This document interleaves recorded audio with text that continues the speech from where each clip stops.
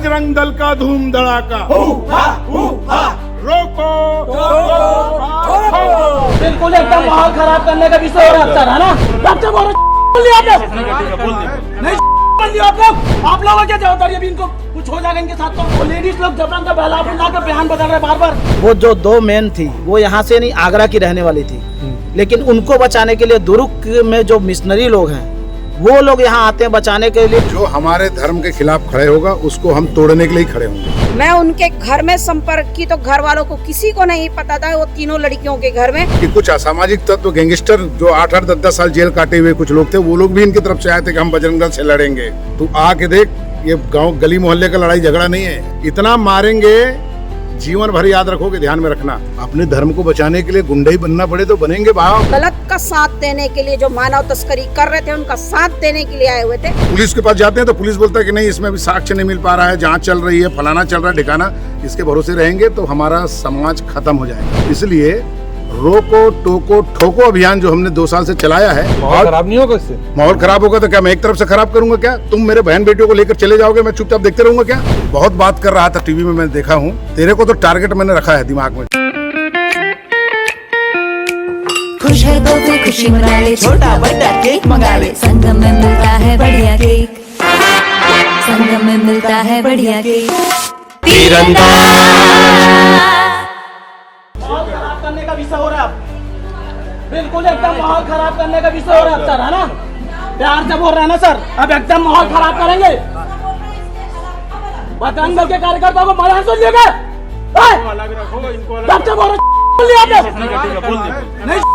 आप लोग क्या करवा रहे हो? अलग अलग बात कर रहे हो जाके। अभी क्या घटना होगा आप लोगों को जवाबदारी, आप लोगों की जवाबदारी। अभी इनको कुछ हो जाएगा इनके साथ। तो इनके साथ जो बात करने जा रहे तो वो लेडीज लोग जबरन का बहला बुला कर बयान बदल रहे बार बार। स्टेशन के अंदर में आई है, आप गलत कर रहे हैं।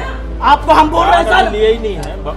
मैंने क्या बोला सर? आपको अलग अलग रखिए बोलो ना। अरे कैसे नहीं कर रहे? हम देख नहीं रहे, हम देख नहीं रहे सर। हम लोग अंधे हैं क्या? आप लोग करवा रहे हो माहौल खराब। अभी कुछ विषय होगा तो गड़बड़ हो जाएगा यहीं पे। आप लोग पूरा माहौल खराब करवा रहे हो। अरे सर जब से बोल रहा हूँ मैं करके करवाइए, निवेदन कर रहा हूँ तो आप लोग मानते नहीं। क्या कर? अरे तो अलग अलग करवाइए ना, क्यों बैठा रहे दोनों को एक साथ? दोनों महिला बैठाइए ना, अलग अलग बैठाइए ना, बात करिए, अलग अलग बैठाइए। अरे इधर बैठाइए ना, हम तो बोल रहे हैं आपको। के वाली बात नहीं है ना। अभी 2-3 घंटे अंदर गए थे।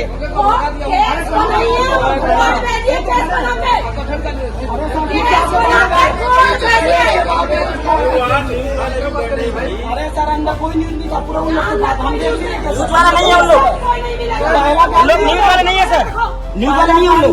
बात करें न्यूज वाले नहीं है उन लोग। क्रिश्चियन लोग है ना, पहला काम भी हम बंद कर जी।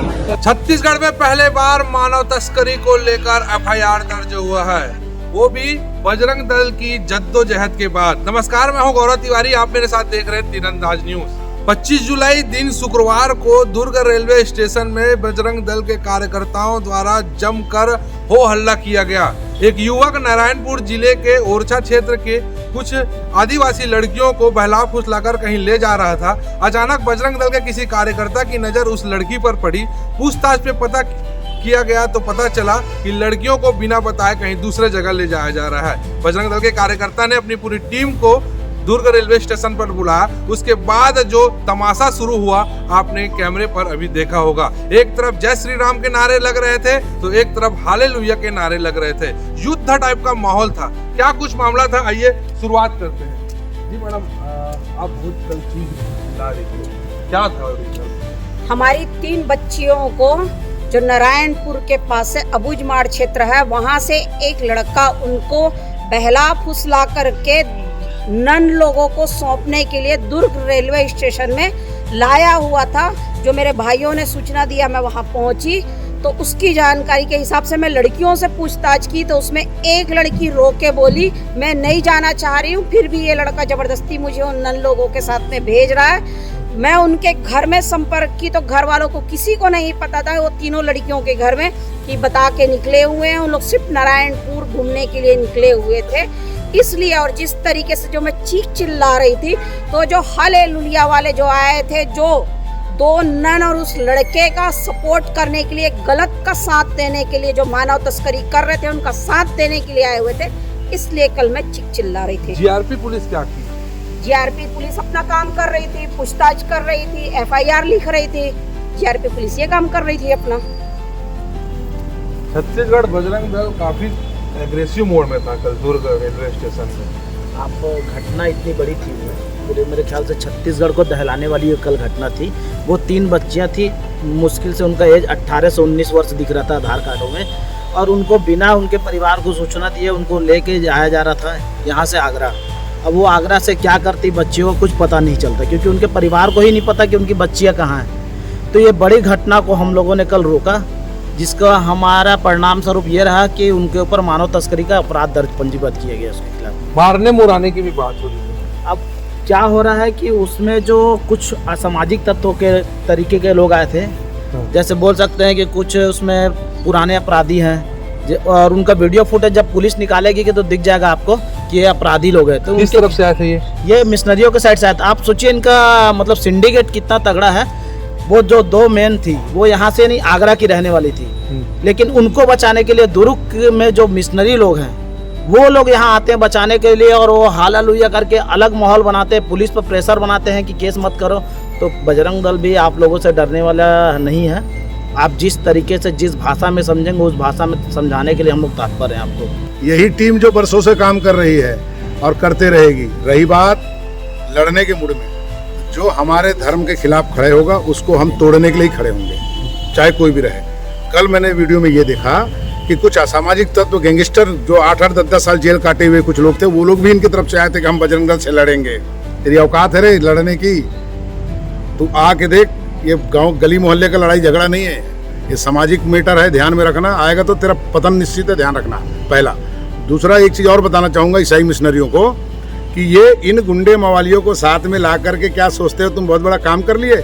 इतना मारेंगे जीवन भर याद रखोगे, ध्यान में रखना।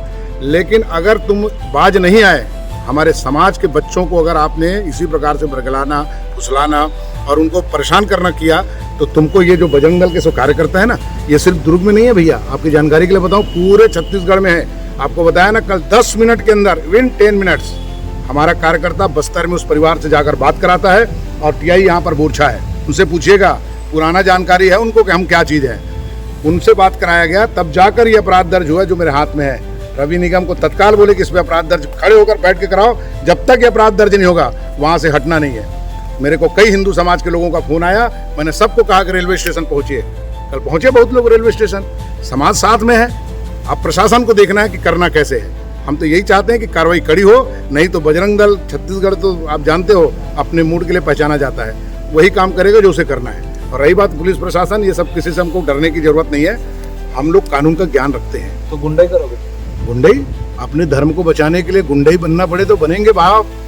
हमारे जो कार्यकर्ता हैं वो एक 100 पे भारी पड़ेंगे, ध्यान रखना।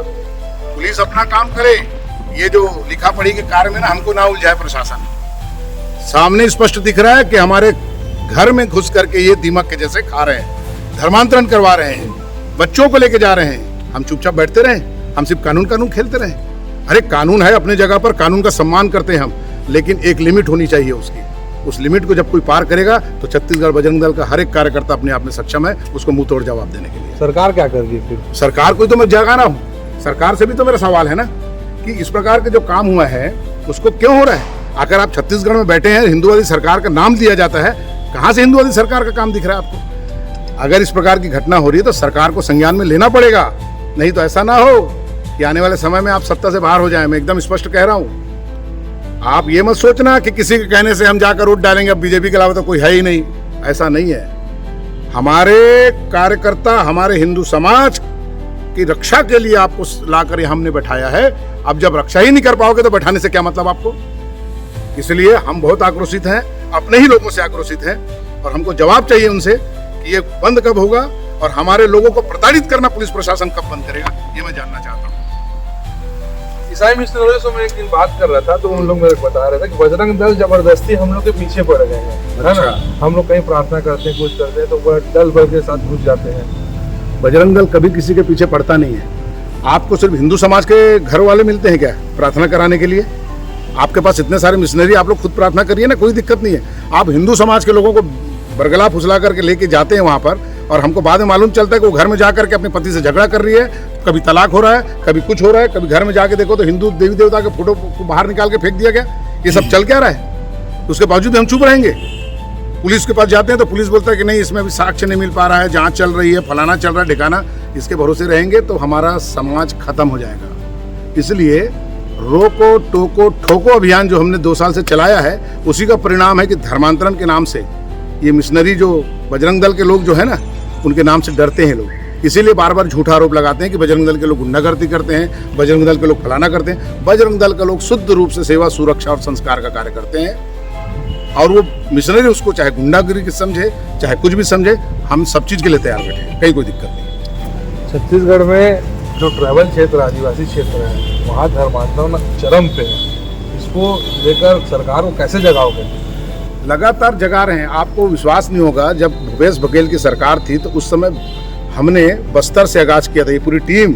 और अविनाश गौतम जिसका मैं नाम ले रहा हूँ, वो लड़का कल वहाँ पर खड़े होकर के बस्तर से, जगदलपुर से, वहाँ से जा करके सीधा नारायणपुर संपर्क करके परिवार से संपर्क कराया। वहाँ से हम लोगों ने हजारों की संख्या में हमने एक आह्वान किया था कि हम बस्तर से आज ऐलान करते हैं कि छत्तीसगढ़ में आने वाले कुछ वर्षों में धर्मांतरण मुक्त छत्तीसगढ़ हम बनाकर रहेंगे।